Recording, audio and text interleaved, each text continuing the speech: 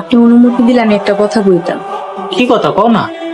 রাসূল সাল্লাল্লাহু আলাইহি সাল্লাম কইছেন, তোমাদের ভিতর সেই ব্যক্তি উত্তম যে নিজে কোরআন পড়ে এবং অন্যদেরকে কোরআন শিক্ষা দেয়। আমি চাইতেছিলাম প্রতিদিন বিকালবেলা গ্রামের বাচ্চা কাচ্চারে কোরআন শরীফ পড়াম। আরে এটা তো ভালো কাম, আপত্তি করুম কে? আচ্ছা ঠিক আছে, তাহলে কালকে থেকে শুরু করে দেই। আপনারও কিন্তু একটা দায়িত্ব আছে। আমারও দায়িত্ব আছে। কি দায়িত্ব? আমি যে বিকালে আরবি পড়ামো, আপনি গ্রামের প্রতিটা বাড়িতে বাড়িতে জানায় দিবেন, যাতে তারা তাকে বাচ্চারে আরবি পড়াইতে পাঠাইতে পারে। আচ্ছা ঠিক আছে। রাজু বাড়ি আছো নাকি? আসসালামু আলাইকুম। ওয়ালাইকুম আসসালাম, কেমন আছো? জি ভালো। ভালো তো থাকার কথা না, রাজু যে ফকিরের ফকির। হ্যাঁ, এলো কমুনে আপনি আইছিলেন। রাজুর কাছে তুমি সুখে থাকতে পারবে না। তুমি যদি সুখে থাকতে চাও তাহলে তুমি মাঝে মাঝে আমার কাছে আইসো। আমি তোমার টাকা পয়সা সোনা দানা সব কিছু দিয়া পড়াই রাখুন। আর একটা উল্টাপাল্টা কথা কইবেন না। আপনি এখান থেকে যান কইতাছি, না তুমি মানুষজন ডাকুন। যান। আমার জমি অপমান করলো না, খারাপ তোর আমি মজা দেখাইতেছি। রাজু বাইরে ও আমার টাকা মেরে রেখেছে স্যার, পরে এরেস্ট করেন। ওকে ধরে নিয়ে চলো। আমি কারো টাকা মাইরা খাই নাই, আমি হাত টাকা দিয়ে দিতে চাইছি, আমি হাত টাকা মারি নাই। আমি কইছি সময় মতো আস্তে আস্তে পরিশোধ করে দিমু। কাকা আপনার আমি কথা দিছি না যে আপনার টাকাটা আমি আস্তে আস্তে পরিশোধ করে দিমু।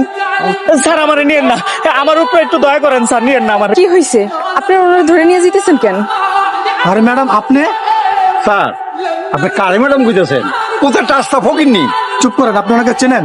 উনি তানিয়া গ্রুপ অফ ইন্ডাস্ট্রিজের চেয়ারম্যান তানিয়া চৌধুরী। অফিসার, উনি আমার স্বামী, ওনারে ছেড়ে দেন প্লিজ। অবশ্যই ম্যাডাম, আপনি মিথ্যা কথা বলে ওনার কাছ থেকে টাকা এবং সম্পত্তি আত্মসাৎ করতে চেয়েছেন, এর জন্য আমরা আপনাকে থানায় নিয়ে যাচ্ছি। হ্যাঁ ওনাকে ধরো। অফিসার, আমি আপনাকে একটা রিকোয়েস্ট করব। অনুরোধ কেন? আপনি বলেন ম্যাডাম। অনৈতিক কাজ করবেন না।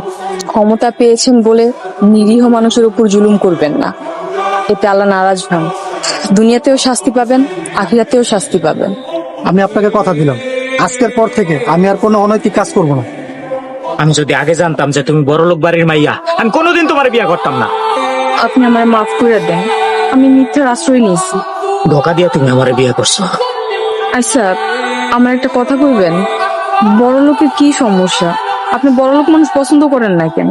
আমার এক ছোট বোন ছিল, বড়লোক বাড়ির এক কোলা দেখে প্রেম করে বিয়ে করছিল। গরিবের মাইয়া হওয়ার কারণে শ্বশুর শাশুড়ি তারে মাইনা নেয় নাই। ওই বাড়িতে চাহনের পর ওই বাড়ির কাজের মাইয়াটা পর্যন্ত ওরা তারাই দিছিল। বাড়ির সব কাজ ওরা দিয়া করাইতো। একটু এদিক ওদিক হইলে গায়ে হাত তুলতো, মারতো, অমানুষিক নির্যাতন করতো।